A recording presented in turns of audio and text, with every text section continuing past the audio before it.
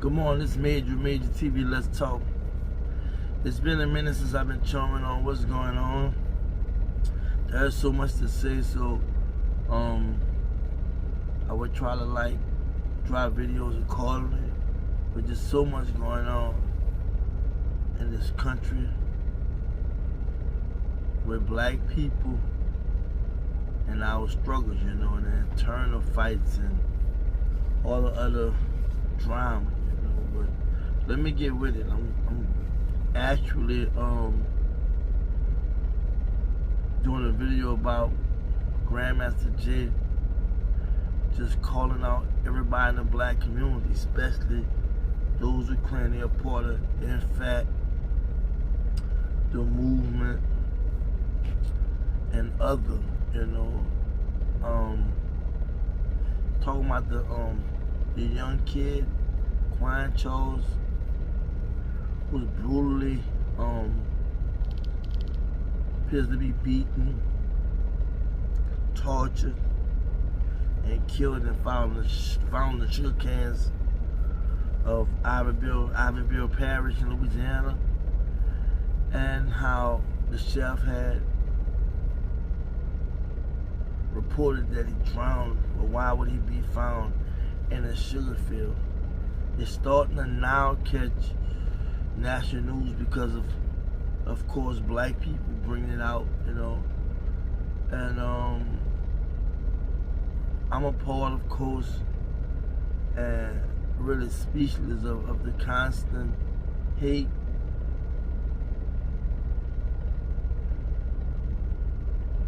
from blacks and whites towards black people, particularly talking about white people and whatnot. We know it's just crazy. And Grandmaster J really just gave a real heartfelt, personal, very disgusting and pissed off expression on how he felt about the constant hate, torture, abuse, and the list can go on, that black people are going through. And he addressed Black America because it's time we stand up. And as a man, I felt very low, very small, just hearing them talk. And the reason why, because you feel paralyzed, you know what I'm saying?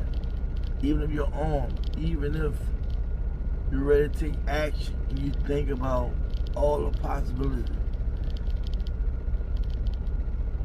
of things just going south and you dying, people dying, and it shouldn't be like that.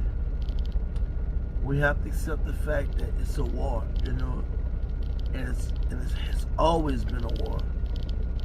And when you look at recently what's going on with the post-elections and how Donald Trump is not trying to concede, and how this country has been so divided that the true nature's country has come out. The true nature, how divided we are, how black people are very, very undervalued, how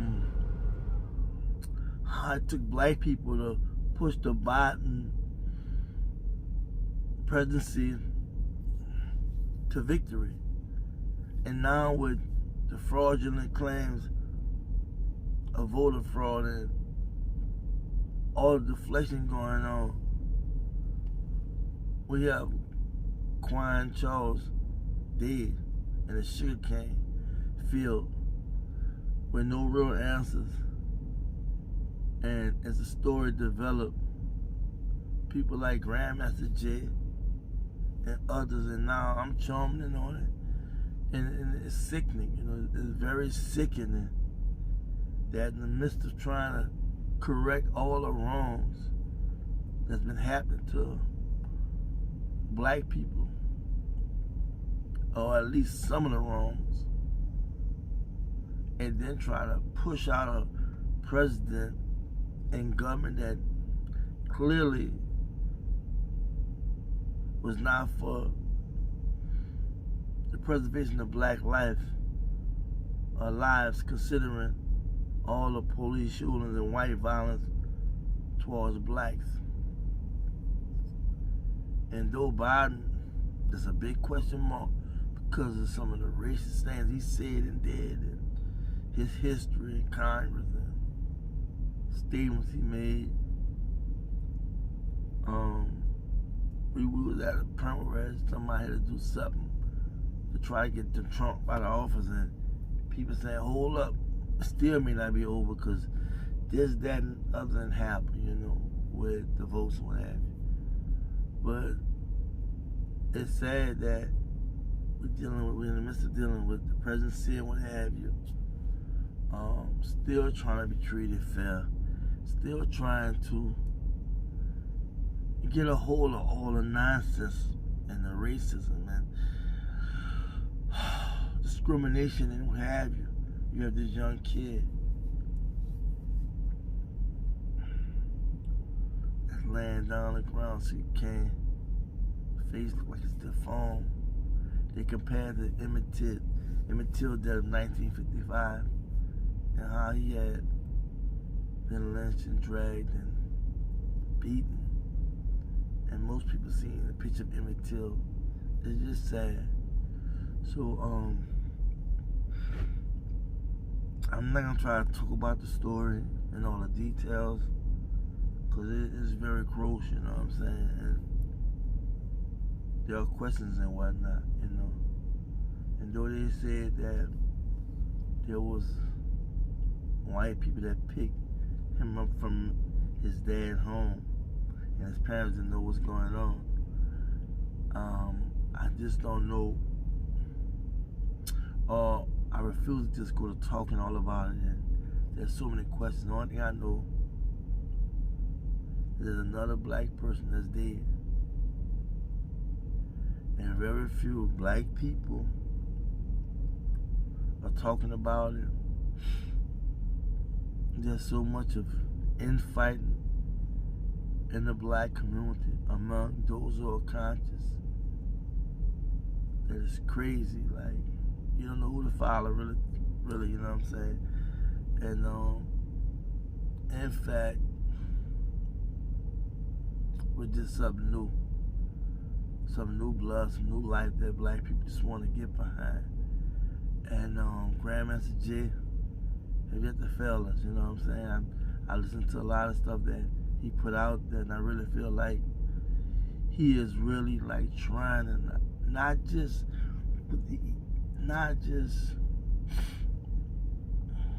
touch our hearts, not just awaken us, but also create a movement where we would emulate in our communities about standing up.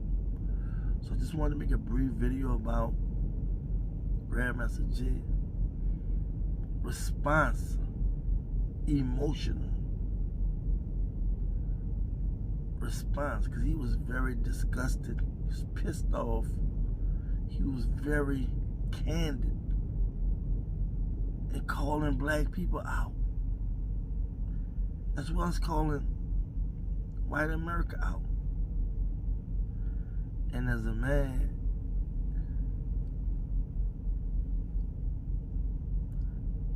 particularly as a black man, it hurts because you feel so paralyzed and you want to do so much.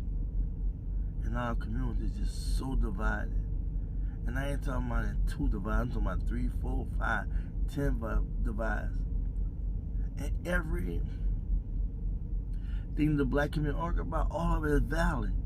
It's a matter of prioritizing everything. You know, education is important. Entrepreneurship is important. Police violence and white violence on blacks is important. Criminal justice reform is important. Black spirituality is important. There is so many things that's important in our community. cultural awareness is important, and et cetera, et cetera, et cetera. But my point is, we have to have a starting point to coming together. It has to be everybody. It's going to take a few good men, a few good women to lead the charge. Grandma J and others are doing it. But we have to come together. The division, is understandable to a certain degree, but a lot of it got to do with hate, you know what I'm saying, among each other. The same stuff we preach about changing the psychological slavery and how it's handed down, and how whites created a theory, the genderless theory, the divide and conquer and what have you. Sometimes, even a community where people are very constant aware, that same game is going on among our leaders and people that's in the movement, it's sad, so just wanted to talk about what Grandma J had not too much said, because I didn't go into a whole lot of details. I really talked about how he just lashed out, how emotional his response was, and I just wanted to just let him know I hear him, and I wish everybody else started charming him more on what he's saying, because he's really coming deep, and he's calling all us out. So the question, what we gonna do? Till next time, y'all take care.